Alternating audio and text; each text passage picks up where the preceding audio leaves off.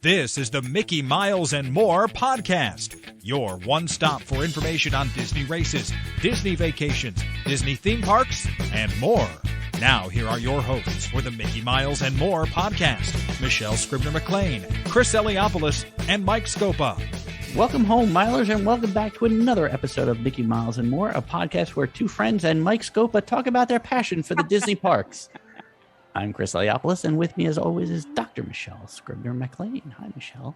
Hi, Christopher. You're wicked funny. Wicked smart. Wicked smart, wicked funny. Very funny.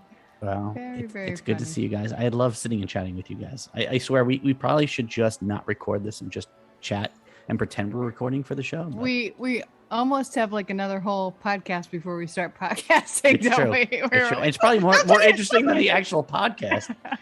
But like I said, also with us is the charming and lovable Mike Scopa. And that's the show for tonight, folks. Drive home safely. Thanks for coming.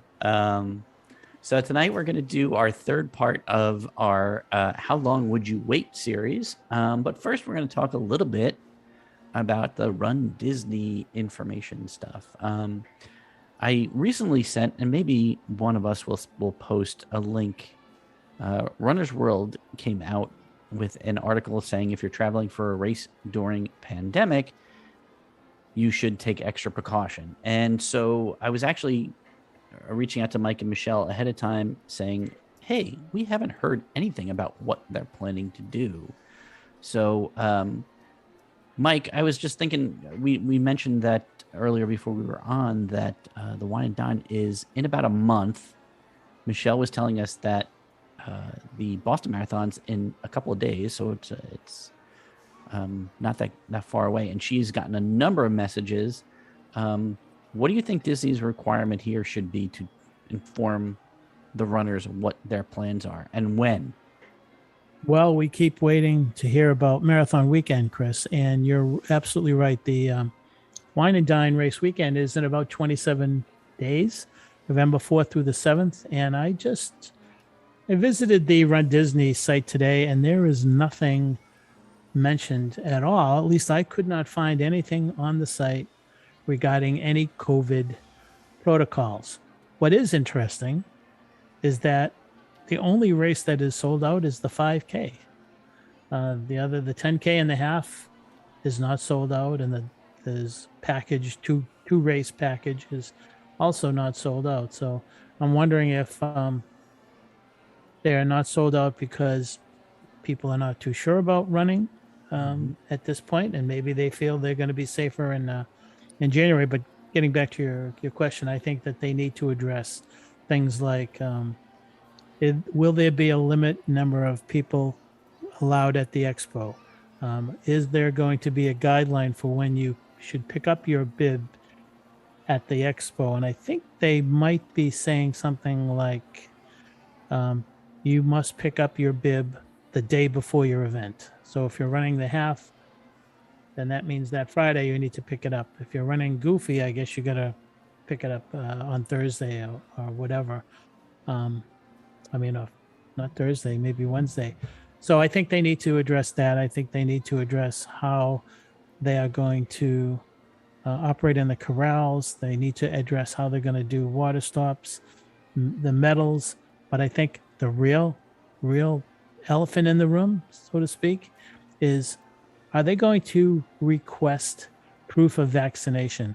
Are they going to ask each runner to provide that when they go to pick up their bib?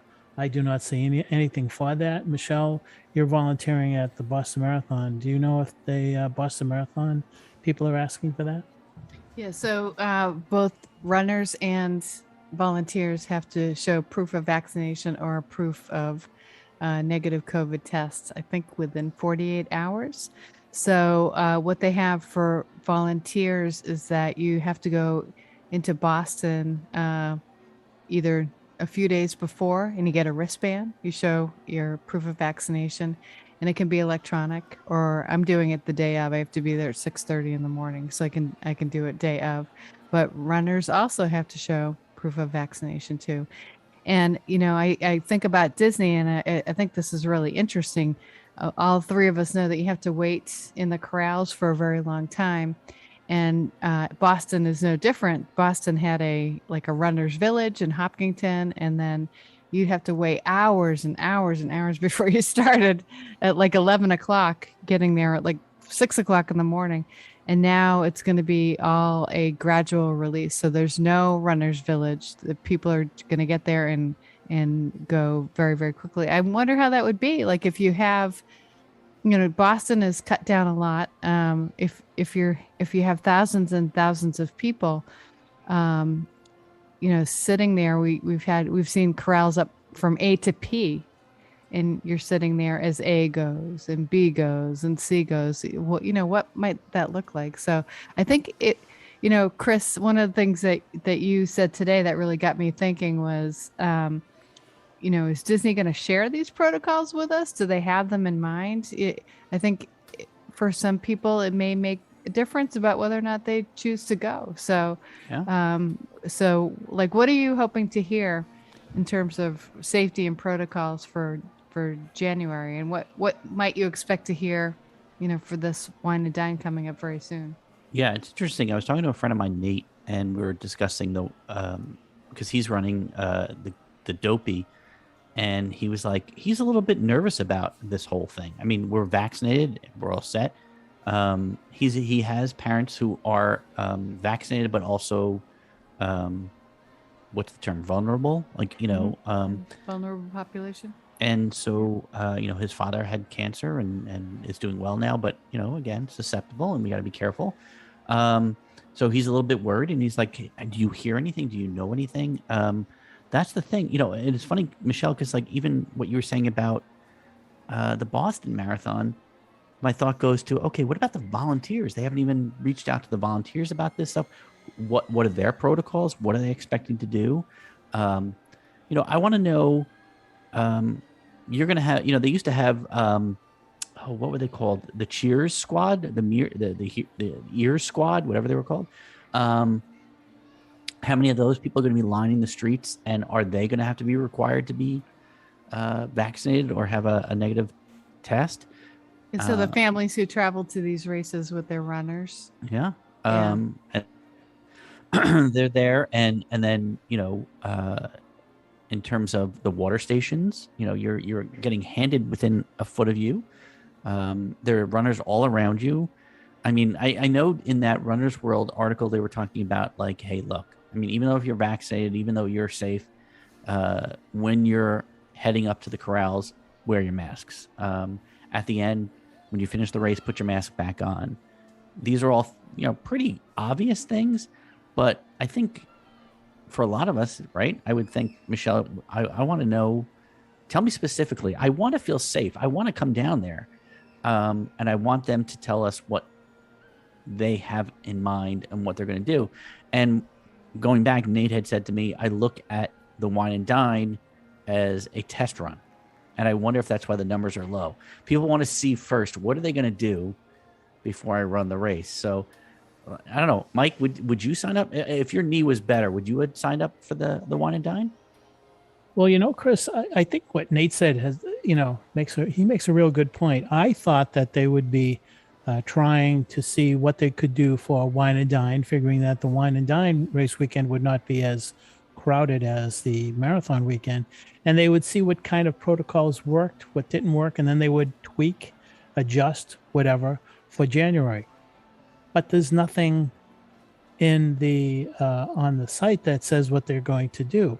You brought up a good point that made me think of something. Michelle and I have volunteered a few times for Marathon Weekend, and I can tell you that a lot of the volunteers are in that category that is most vulnerable when it comes to, the coronavirus. So I'm wondering if that's going to impact the number of volunteers. A lot of them are in their 60s and 70s. I see elderly people who are trying to, do their work, and I do the volunteer stuff. So, that's a group that, I think a lot of people may forget that are going to be impacted. So I'm puzzled by the lack of any again, I haven't found any. Maybe it's on the site, but I've been looking at the Yeah. Wine and Dine site, and I cannot find anything addressing COVID.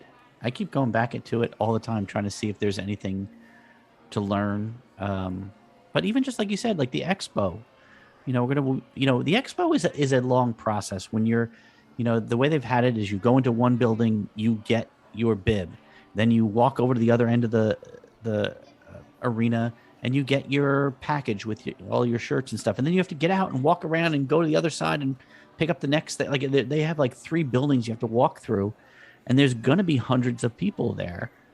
And obviously it's inside, so they're going to make you wear your mask. But, it'd be nice to know ahead of time what you're going into. We have to buy tickets. The Boston organizers, I don't want to say there's too much communication, but like in the past week, I've honestly had like 10 emails from them as a volunteer. So they are really keeping us on top of things. And not only did I have like general, this is what you need to do, this is what you need to think about, this is where you need to be. I had a personal email from somebody who's my, quote unquote captain of my area. She's like the volunteer captain who said, hey, just checking in, make sure, you need to bring your vaccination card and make sure you're going to be there at 6:30 in the morning. So it's been really, really good because I haven't had to wonder where I need to be, what I need to do, and how I need to be safe, and how they're keeping all of us safe. So yeah, I don't think that's too much to ask. I mean, I know we're a month ahead of the Wine and Dine, but it would be nice to sort of get an idea. And things are going to change in the next 2 months, right? I mean, I don't know, but I think Mike, you got your booster shot. Yes, I did. Good man. We're talking about it. I'm actually due as of the 11th, so I'm going to go and do mine. I don't know about you, Michelle. I know you have. But I don't think they have Moderna booster shot yet. Well, what's interesting is and again, this may go onto a tangent, but I was looking up that information, and don't quote because I'm not an official, but the way it looks like is if you had Pfizer, you can get a booster shot. But if you have these certain qualifications over 65, you have medical conditions, hypertension, or in my case, I have thalassemia, which is a form of anemia, like sickle cell anemia. You can get a 3rd shot of Moderna. So you're able to do that. It's considered a 3rd shot, not a booster shot. I'm not sure why that makes a difference. I would think a booster shot is the same as a 3rd shot, but because we've been looking at it, we've been trying to figure out, because my wife is doing the same thing. We're kind of like, look, I want to be fully sure that when we go down there, again, not to bring too much of family stuff into this, but her sister is compromised with her lungs. She's got pleurisy. She went for her 1st shot. And in those cases, how they make you wait 15 minutes. She waited 15 minutes. She got in her car, started to drive away, and went into arrest. And she had to drive back to the place, and they actually rushed her to the hospital where she was shot with like an EpiPen and stuff like that. She had a reaction to the shot, and so that's an issue. And yet she wants to come down because her daughters are going to be running with us. And so these kind of questions are things that aren't esoteric. They're, hey, we have family members that are coming, that are going to be with us. We're going to be around other runners, and then we're going to be going. And she's like, I'm going to stay home. I won't go to dinner with everybody. I won't go to the park. And it's like, well, why are you coming? Like, what are you doing? But we want her, that she wants to see her children, and we want to be sure that she's safe. So these are just, a myriad of questions that we have. And I hope Disney's going to eventually soon give us a little bit more updates on what their protocols are. Chris, any last words, Mike? Yeah, I was going to ask you and Michelle, do you think you guys should be running with masks? You know how crowded it gets, especially the 10K. The 10K is really crowded because of the way it runs around Boardwalk and everything. I will even say the half is pretty full too, because that usually is the busiest race. Like, it's the heaviest attended. I'm not doing the 10K, but I feel like I like in the corrals, I'm going to wear my mask. And I think after I finish the race, I'm immediately going to put my mask back on. And maybe it depends on how close we are when we're running. I'm going to have to play it by ear. About Cone Alley. Right. There's it parts. may not be Kona Alley anymore. Yeah, we It don't may know. be- We don't even have a map yet, do we? Do we don't? They haven't sent that stuff No. around, but usually they don't do that for a while yet. So, it's I don't know. Michelle, are you gonna wear a mask? I think my plan is to do exactly what you're doing, to wear a mask in the corral. Um, honestly, having taught now 3-hour classes at the university, I'm running 10, 11 miles every weekend. It still makes me kind of winded to talk with a mask on for 3 hours. So I don't know how I'm going to be. I don't think I'd be able to run. I think I'd probably drop out first before I was able to run. So I'll wear my mask. I'll assess the situation, see what the safety protocols are, and then I'm sure I'll run with a water belt or something like that, and just like you, pull the mask out as soon as I'm done, Yeah. and that's- have hand sanitizer and all that Yeah. stuff. all the fun Get stuff. another running belt.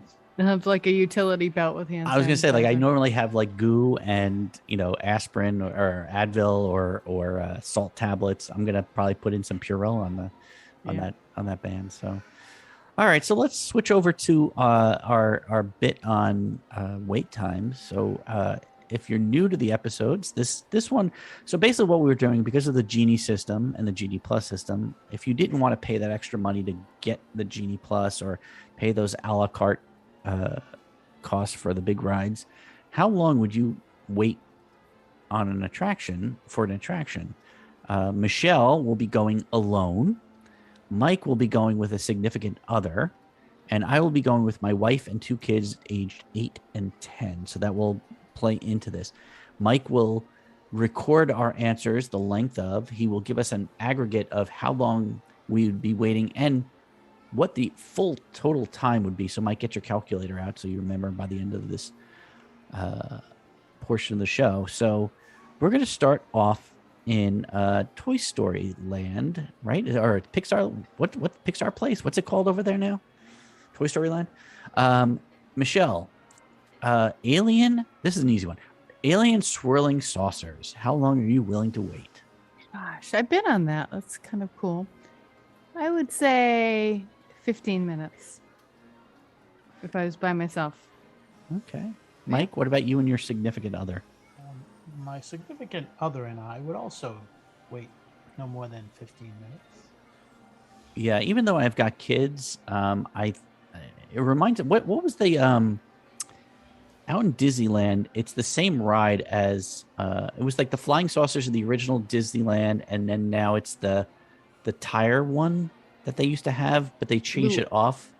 Luigi's, Luigi, yeah. they had the cow tipping one now, but it used to be these saucers, these flying, whatever. But anyway, 15 minutes, because it's not really that much fun, and the kids will be bored after a while.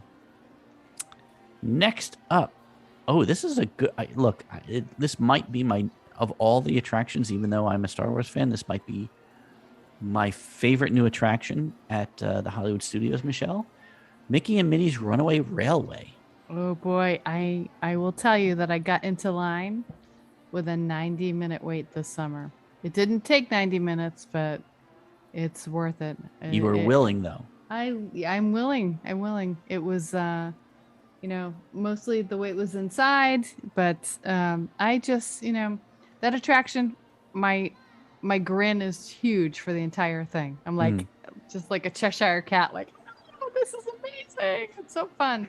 So wasn't crazy about the social distancing in that line, but anyway, or when I got up to the front and they were going to cram us in with 2 other people, but definitely I would wait 90 minutes. Wow.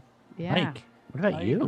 I agree. I think it's a pure Disney attraction, something that's been lacking for a long time. I would wait. I don't know if I'd go 90. I'd probably go 75, but yes. Yeah, I think this is what Disney should be doing more at their parks, is not just importing outside ideas. Like, I love the Star Wars, I love Marvel, but, create something new based on their own properties and have something fun. I think, God, I was going to say 60 minutes would be my max wait time. I think with kids, though, you're right. I think I might go 75. So give me 75 as the max for that one, especially with the kids. Michelle, speaking of Star Wars, the Millennium Falcon Smuggler's Run. Have you done that yet? Mm-hmm. Yeah. If I were by myself, I would probably wait an hour. Really? Yeah. All right. I Do don't you know. enjoy it, or is it Fine, you know. because usually as a single rider you get stuck with like a family of four and you're Yeah. like in the back seat where it just sucks. I think for me it's not because it's like an earth-shattering amazing ride. It's because it's still new. I've only done it once or twice. I feel like I haven't given it a real shot, but Mhm. it did not knock my socks off. Mhm. It was I thought the theming going into the attraction was actually probably more exciting than the attraction, but Okay. yeah, if I was by myself, I would probably wait a little longer. Mike? As someone who can remember buying the ticket books with the A, B, C, D, and E tickets, I would say that this is maybe a C ride. Right. So I would probably give it 30 minutes at the most. Really? Yep. Because usually it's never 30 minutes. It's usually like a bit longer. Yeah, I will say with my older kids, it was definitely the idea of doing better and scoring better, much like Buzz Lightyear. There's that like who beats who tends to get the kids excited. And my kids were really excited to go back on to beat their last record. And who did, remember, Dad, do this. And you have to make sure that you go up when you're in this part so we don't crash and we lose points. So they were enjoying it. I would probably say an hour is my max. But yeah, I think I'm going to stick with an hour. I was going to say I might go with more, those but age kids, that ride might be worth an hour. yeah. I mean, and obviously the queue is a lot of fun because it looks like a Star Wars thing, and the technology behind this is amazing too. Just knowing how they load. I was seeing the behind the scenes on Disney Plus about this stuff, and it was just amazing to see how they load this, and you don't even realize it, but really good stuff. An old favorite, Michelle, is one that I'm a bit of a fan of. Forever is Muppet Vision 3D. What are you looking to wait for that one? Oh gosh, that's a great question. Thanks. I thought of it myself. I love that. I can't get enough of that. Mhm. But I've been on it a million times too. I would say probably 20 minutes. I would wait for that. Okay. 20 minutes. Mike, I know you love this attraction, so Yeah, I'd say I'm probably. Boy, this is tough. I guess I would go as much as 30 minutes probably with this. Yep. yeah, it's definitely. I think it can be called a classic at this point, right? I mean, Could be. Yep. a lot of fun. I think. You know what it is. I would normally say 15 minutes, but the wait outside with the video screen going keeps people entertained. So I would go as far as 30 minutes just with that, having that wonderful pre-show. It's interesting because having done it this summer, and this is why I kind of had a sort of moment, they still forced us to go down and to the right, even with COVID. And then they also forced us to not leave any seats Open. like unfilled. And I felt uncomfortable with that. So Yeah. that's sort of my only not really sure what I feel about that. But I kind of left the space open, and then I was kind of given the stink eye by some folks. So, and isn't the Muppets Haunted Mansion out today I on believe Disney it Plus? is. Yep. Yeah. What are we doing here? I gotta leave now. Like, goodbye. Good talking to you guys. Bye. So anyway, it's just it's Yeah. an interesting filter to think pre-COVID or now. I know so- that's like part of the thing Yeah. too, right? All right, so now we're gonna go 0 to 60, Michelle. We're gonna go to the Rock and Roller Coaster starring Aerosmith. I would wait an hour. Love that attraction. Yeah. I think I've I would probably just get off and go on it like 4 times in a row. Love Aerosmith. Mhm. Love the theming of that. Can't get enough. 1 hour. Even Single Rider, and which I did wait this summer. Single Rider, because I think there was a cast member who didn't understand how Single Rider works. Oof. Mike? I think that attraction is 75 seconds long. So I'm not sure if I would wait an hour. So I'm going to give it 30 minutes. I've got the 8 and the 10-year-old, and they. I remember my kids were 8 and 10. They had to be on this ride. They could care less how long it took. So I'd be even willing to go as far as an hour on this one, just because it's that launch that just sets them off, and they love it. So Yeah, you know how we feel about our fans. I love the pre-show too. I was gonna say, like, I was gonna do some lines from it, but I don't want to take us too long. Moving on, we're gonna go to one of the newer attractions, which I've only gone on like 2 or 3 times so far, which is Slinky Dog Dash, which is the new ride that everybody races to go see, other than Rise of the Resistance. Michelle, how many times have you gone on Slinky Dog? Oh, let me think. 0. Really? I have never been on it. No, every time I go, the wait is 90 minutes, and I won't wait 90 minutes. Well, obviously that's your. Yeah, I would wait probably 30 minutes, but But you've never been on, so you don't know. No, I haven't, and I wanted to. That was like on my must-do list this summer. Interesting. I decided to sit by the pool at Bay Lake Tower instead. So Interesting. choices, yeah. I think this is I want to. I was going to say, this is going to be one of those rides that when you do go on it, you're going to be like, no, I'll wait. Like, you're going to be like, why did I wait so long? I should have just gone on this ride when I could. I don't know. So. I want to. It looks really cute. So, Mike, you haven't gone either? Right. And I think because of that, I have to agree with Michelle. I'd say 30 minutes until I know for sure, what it's like. And then it may go up, may go down too. Who knows? I will I'm a say. huge roller coaster fan. I usually do them once and that's it. Yeah. Slinky Dog is this weird intersection between like the Goofy roller coaster in the Magic Kingdom and Rock and Roller Coaster. It's sort of like a middle space there. It's a lot of fun. My wife will tell you it's probably one of her favorite rides. Looks like a smooth roller coaster ride. It is, and there's moments where it stops and it launches you, and there's all kinds of. So it's not like I'm going to be sick, but it's also like, oh my god, this was so much fun! I can't believe this. I want to go on again. It's definitely one of those rides where you get off and go, I want to go right back on again. So, Chris, how would you compare it with Big Thunder though? Better than Big Thunder. Better than Big Thunder. Okay. It's got Big Thunder kind of just keeps you going, and it tick up the top, and then you land. Slinky Dog, it's just you don't expect things. Like it's just there's like it almost feels like there's 3 or 4 sections to the ride, and each part of that ride is different. Like it's a different type of ride each section. Like one is the up and down, up and down, up and down, and the other one is like we're gonna launch you up into space, and then the other is like we're gonna do like swoops left and right. So it was definitely a fun attraction that I think actually is better than Thunder. I think we might wait for an hour for this one. Wow. Yeah, no. Once you're on it, it's definitely it explains. I mean, it probably will explain to you guys why there are long lines waiting in the beginning of the day, because people absolutely love it.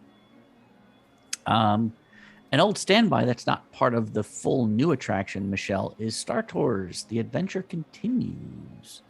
I definitely wait 30 minutes for that. Yeah. Yeah, I enjoyed it, especially having. Was it behind the attractions? Was there one on Star Tours? I can't remember. It was. Yeah. Yeah. So enjoyed that. Enjoyed the whole story behind that. Yeah. Yeah, I like that one. Can't get tired of that. As long as you don't get motion sickness, right? I don't. At this point in my life, I don't. Good. Mike, what about you? Star Tours? Yeah, I mean it's been around for a while, and if you had asked me this 15, 20 years ago, I probably would have said an hour, but now I'd say 30 minutes. Yep. Yeah. It's a different attraction now. I like the the Rebel Spy. I think that's kind of cool. I know we finally on this past trip, we've gotten everybody in our family to be a spy. So everyone, we filled out the dance card. Wow. Yeah, That's kind of cool. But yeah, I think For us at this point, it's turned into if it's 20 minutes or less, we'll go on. So I think 20 is the max. If you have obviously a child who loves Star Wars, it's definitely one of those you wait much longer for. But I think we're at a like point the where it's queue funny. line for that too. Queue's always great. I like Like- that you get a different ride each time now. Yeah, I do like the that part where there's like a silhouette of people going through the Yeah. the terminal. I guess that's kind of fun. I like the one where it's like you have an R2 that goes by with the Mickey ears. Yeah. Another favorite of our family, Michelle, is the Twilight Zone Tower of Terror. One of my absolute favorite attractions that I did not go on this summer. But I would wait 1 hour for that if I was by myself. Oh, Again, cannot get enough. Love the behind the scenes Disney show about that on Disney Yeah. Plus. yeah, definitely. And I have to say, we're not talking about this, but never thought that it could be plus, but the Disneyland Guardians of the Galaxy was the most amazing exercise in how you can take the exact same ride and make it completely different and hysterically funny. I laughed the entire time. So, but I love the Tower of Terror. Nice. Mike, what are you thinking? For those who are going to Walt Disney World this week, that you should be aware that the attraction is operating at 50% capacity, so the lines are longer. But I would say 30 minutes for me. Yeah, I think with the kids love it. I think we're going to go as much as 45 minutes. It's definitely a keeper. I mean, when my kids were really, really little, I think when we went on, the kids were maybe 5 or 6 or something like that. They were just of height, and my son was screaming and crying, and we had to pull him off the ride before we got on. But he absolutely now he loves the ride so much, like we have to go there. If you say Rock and Roller or Twilight, he's like, Twilight, let's go. So times change as you go on.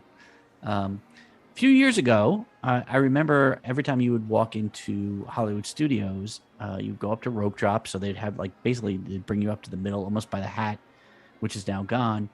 And once they dropped, everybody ran to this ride, Michelle. Can you name this ride? The Little Mermaid. Wrong. I didn't think it was. I know. It would be Toy Story Mania. Correct. Yes. Everybody would race there, and it's interesting now. It is not so much as a initial destination, but how long would you wait to get on Toy Story? I think that's still really, really fun. I would say 30 minutes for that one. Yeah, Mike, you and your significant other. I'm going to say I'd wait up to 45 minutes for that. I really like that one. Yeah, I think so too. With the family, 45 minutes. The kids love this. It's always what it is about kids and competition.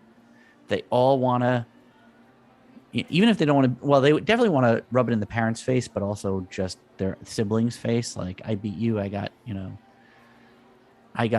Beaver, and you only got Cat. It's like, okay, whatever. So that's always a joy to be a part of. Now comes the big question. So one of the big, beyond the Genie Plus, is going to be those a la carte ones. And the big one that everybody talks about, which is now turned on there, you can walk right on, not even walking around, but you can standby line, is Star Wars Rise of the Resistance. Michelle, what are you feeling about that one? Gosh, if it were just me, I would wait an hour. Yeah. Probably not more than that. I think Mickey and Minnie is like my top threshold, but Rise of the Resistance is very, very cool. So an hour. All right. Mike, what about you? I mean, it's okay. I think I'd go again with 30 minutes the most. Really? Yeah. I will say, when I first went on it, it was the ride that I felt like I was most in a Star Wars movie. I felt like I was part of a movie. I was in that world. And I would definitely say at least an hour wait. I would definitely go for an hour. My kids, I think I told the story. We went and we were able to get on right away at like 7:00 at night. There were only 2 other people on the attraction with us, and they were blown away by this. They were like, oh my God, this is the greatest thing ever. And so if you do have young kids, this is definitely the ride to take them on. I think you're absolutely right, though. It really makes you feel like you're in the movies. I think the cast members are really, I mean, it's definitely the really cool ride and the atmosphere, but the cast members really make you feel like you're in a movie.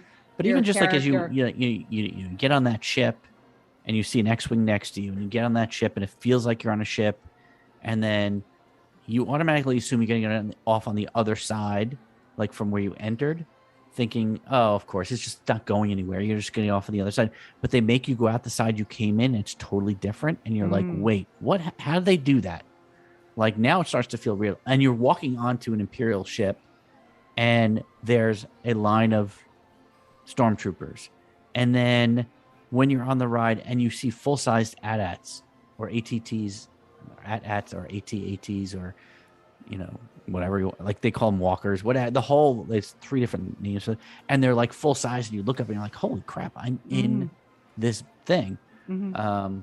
It's just a fascinating, again, as the Star Wars fan, that's the one that makes me feel like I'm in more than even the Millennium Falcon. I feel like I'm in the movie, there's shooting going on and I was ducking. Yes. Like, I don't know why. I was like, I need to duck here. Yeah. I'm vamping now because I want Mike to start adding up numbers and give us an aggregate and then give us like the full time or wait time, because that's all of our attractions for this one. Do we miss any, Chris? Is there any I missed? There's no Indiana Jones right about now. No, not right now. The stage shows are probably I don't Little Mermaid. It's not really going right now. Frozen sing along. Yeah, I'm going by what they have available now, and even some of the ones that they say are like the schedule's unavailable. You know what's a really good one that I probably wait like 20 minutes? There's like a Mickey and Minnie's. What's that movie? Like the little short. Oh, the Dreams thing. They're on a vacation. They're doing a picnic. You know that one? They're on a picnic. I know Walt. What's that on Walt's Dream or? Yeah, One Man's Dream. One Man's Dream. Yeah, that's cool. But no, there's a right near where the American Idol area used to be. There's like a Mickey and Minnie Red Carpet Dream. I don't know. Is that it? Red Carpet Dreams? But that's really kind of cute. Yeah, it's there's definitely like other things to do. Like I think I read that they're coming back with the Indiana Jones attraction I did soon. Hear that. Yeah, which is gonna be fun. That's my favorite all-time movie. Really? Indiana Jones. Oh yeah, my favorite. Indiana Jones or Raiders of the Lost Ark. If it was your favorite movie, you would name it by the proper name and not Raiders of the Lost Ark. Well, my favorite movie. They renamed it to Indiana Jones and the Raiders of the Lost Ark, which is sort of like the Star Wars A New Hope change. Well, it doesn't make me less of a fan, right? If I didn't know that, you have to be adherent to the original. You can't call it by this new name they call it. Yes, I will say I think Raiders may be my favorite. It's weird. It's sort of like Raiders. Really? We have that in common? Raiders, Star Wars, Back to the Future, and Empire tend to be the top 4 for me, but they hit me right at that right age. Yeah. When I think probably my second is Young Frankenstein. So we digress or diverse or whatever. Yes, definitely good. Enough of that. But all right, Mike, we're discussing. Not yet. Oh, all right, Chris, what else do you want to talk about? No, it's interesting because I think about the Genie Plus system. Because I was telling my wife about this earlier, and I was like, "Oh, this is what we're doing," and she's like, "But that's not fair. You can't just add up all the numbers and say you're going to wait, because you're not going to wait all that. There are going to be some attractions that aren't that long of a wait. Like you said, Muppet Vision, we're going to wait, half an hour. Well, it's only going to be 5 minutes, and I totally get that. I think what we're trying to prove here is like, if you really want to see as much as humanly possible for the money that you're spending, that you really do need to get into like the Genie Plus system, which is unfortunate. It's like basically forcing your hand. You have to spend more money. Yeah. I don't know, Michelle, like, do you feel that way, or do you feel like it's like just like a bonus for certain times when you don't need to always do it, but once in a while you can do it? What do you mean by always? I don't know. So- See, now it's interesting because my kids are grown up, so Yep. they don't often go to Disney with me anymore, unfortunately. So I probably would throw money at the problem right now, where Mm, maybe when my kids were young, I didn't have the means to do that. yeah. Um, But that's but the I, point of it all, isn't it? yeah. Like, It's I think that's what we're saying. Like, it's Mhm, not mhm. this is not a destination for people who financially can't spend a little extra money. That's right. So I don't think one thing that we did talk about was the streaming of the Magic Kingdom fireworks, Mike. Mhm. The not harmonious, the Enchantment. enchantment. Yes, thank you. It was on the tip of my tongue. So what did you think of that? We didn't talk about that. Did you see that, Chris? You don't watch the streaming. I have not been watching the stream because I Yeah. figured it's better to watch it first in person so you get the feel of it before you get a preconceived notion. What did you think, Michael? I think Disney Enchantment is very much like harmonious in that it's just another what people are calling it a clip show of Disney movies hits. and and no, not much of a storyline. Someone had made a comment that they looked at Harmonious and they looked at Enchantment, and it seemed like they picked the same songs. I think that the sad part is that in both cases, with Harmonious and Disney Enchantment, there's a little bit more technology being used. The way that they bathed the Main Street USA areas in lights and projections was pretty cool. The stream from the Disney Parks blog was not that good, but if you go on YouTube and look at some of the vloggers who have recorded it, you'll see how bright everything is. There was for the people who were there at Enchantment, it seemed like the feedback was that it was better than Harmonious. And I would say just watching it from home, it seemed better than Harmonious. Yeah, I think you're right, Michelle. I think one of the big things that the reoccurring thing with Harmonious is that people are confused by the ending. Mm-hmm. The lack of it or whatever. What does it mean? What does it all mean? Yeah, so No, we'll see. I think that there may be some adjustments coming down the road. there always are. I mean, they'll definitely update it as time goes on, and but so Michelle, as you look at your phone and not looking at me, is there any attraction that you like as we wait for Mike? Are you done, Mike?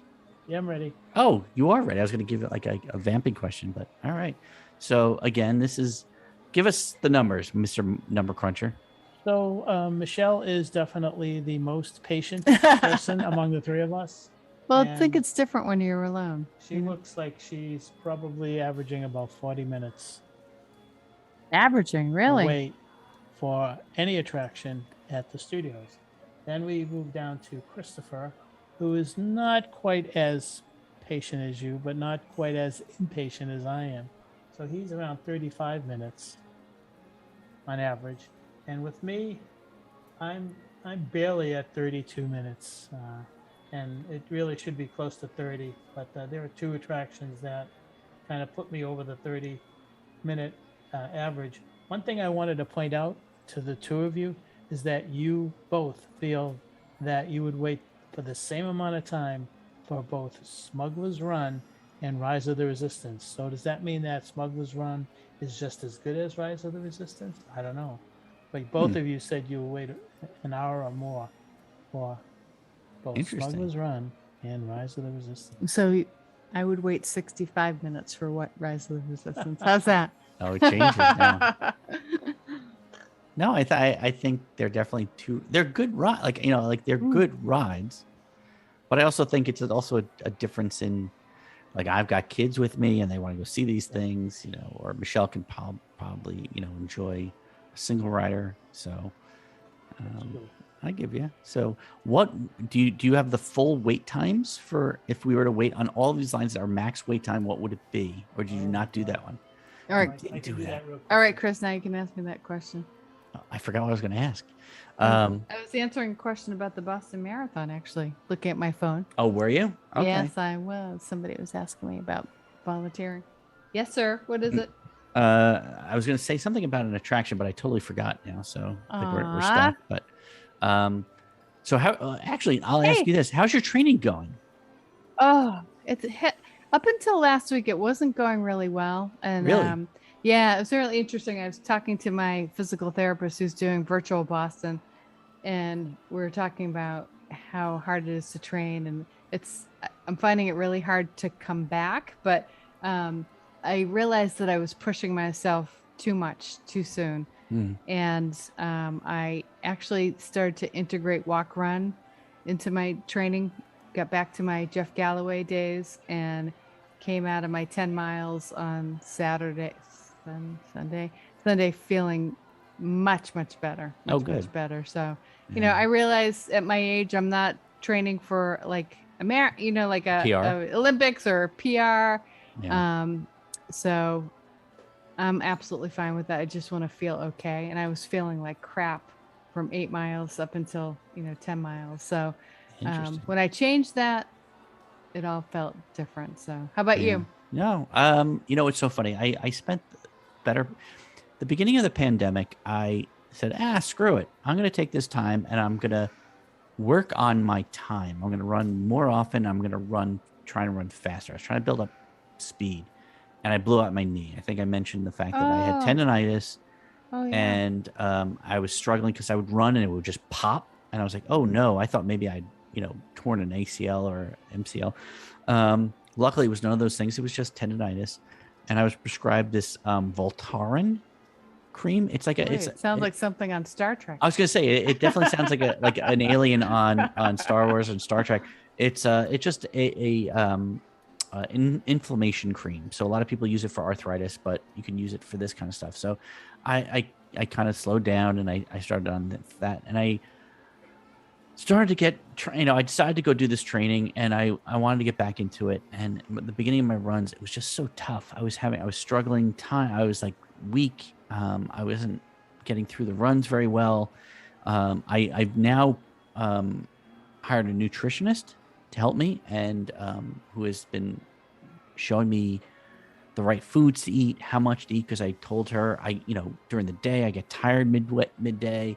After I go for a run, I have to fall asleep for like 2 hours. It's like it's Oh my not working God. for me. Yeah. And so she has sort of given me a really good bit of advice in terms of what I'm eating. And I gotta say, I started pumping up the miles this past weekend. I ran 10.5 on Saturday, and I ran a half marathon on Sunday. So, and I felt good. Wow. I wasn't tired afterward. I was a little sore. I mean, I did it. I did not run my best time that I've ever run it, but it felt good to kind of get to that level. It gives you confidence when you sort of get to that level and you say, oh, I can do this. And now I just have to build up my stamina and stuff like that. So it's a nice feeling. So yeah, my training's good. I just picked up new sneakers today. I've changed sneakers when I started this training. I had been running in Kinvaras, Saucony Kinvaras. They're very Oh, okay. lightweight. And I thought maybe that was part of the problem because I was having leg issues. My calf was straining, and I went down to my local shoe supplier, the running guys. They're a mile from my house. They are so wonderful. If you ever have problems running, getting somebody that knows a lot about running shoes and that kind of stuff is great. Don't go to like, the big box chains. Go to somebody local. They gave me great advice. He prescribed the New Balance 880s, which I picked up, and it's helped me immensely. I love those sneakers now. I've been running in those. I picked up 2 new pair today because I figured I'm going to need 2 to get through to the marathon. One is with Gore-Tex.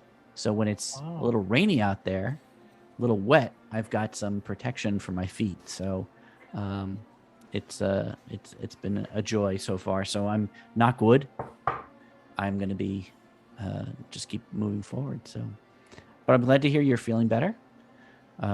Mike, Yeah, I did do the same thing. I actually realized that for my running, when I run distances, my feet expand. Mhm. So I realized that I need to go back to my marathon training size, which is a half a size bigger. That's the big thing that And- people forget. Yeah. And also need a big toe box. So I run an Asics Nimbus and went to the Asics. We were lucky to have an Asics outlet nearby and worked with the folks there. And I actually moved to a wide.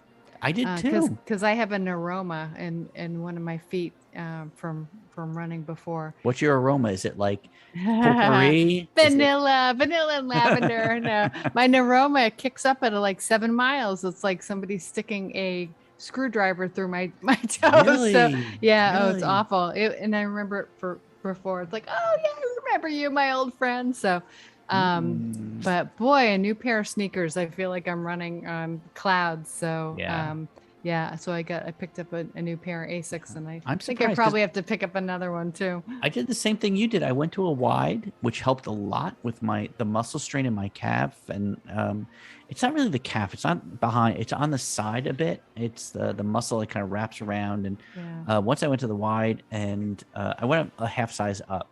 Yeah. I'll tell you though, Chris, I've said this to you before.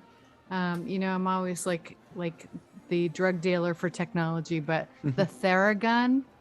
I know you keep mentioning that. It just looks obscene though. But yeah, I mean, there's a $300 model, which is not cheap, and then there's there are models from there. But I actually just throw it right in my running bag when I go now.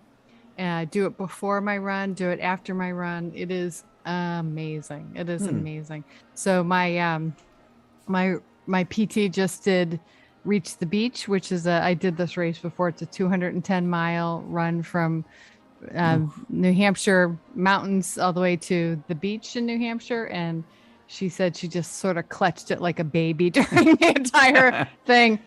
Somebody even said, is that good? And she said, I love it. And the person took out their phone and ordered one right there during Reach the Beach. So it is, I'll tell you, runner's friend, Theragun. Yeah. Do it. Okay. Do it, Chris. All right, that's the next purchase because I'm not spending it. I just spent like $400 on sneakers today. Yeah, let's I'm telling you, it's so worth it. So they always say the only thing you have to buy when you're a runner is sneakers, but obviously that's not the case. Oh No, no, you gotta get the Theragun. So, yeah, so it's. My wife got her new sneakers yesterday, so she's feeling like I feel like I was on clouds today. It was wonderful. Yeah, that's exactly. That's right. Yeah, so Mr. Michael. He's still looking at numbers. Yeah, Wow. I think I want to go back to the original, and I think Chris, you're a little bit more patient than Michelle.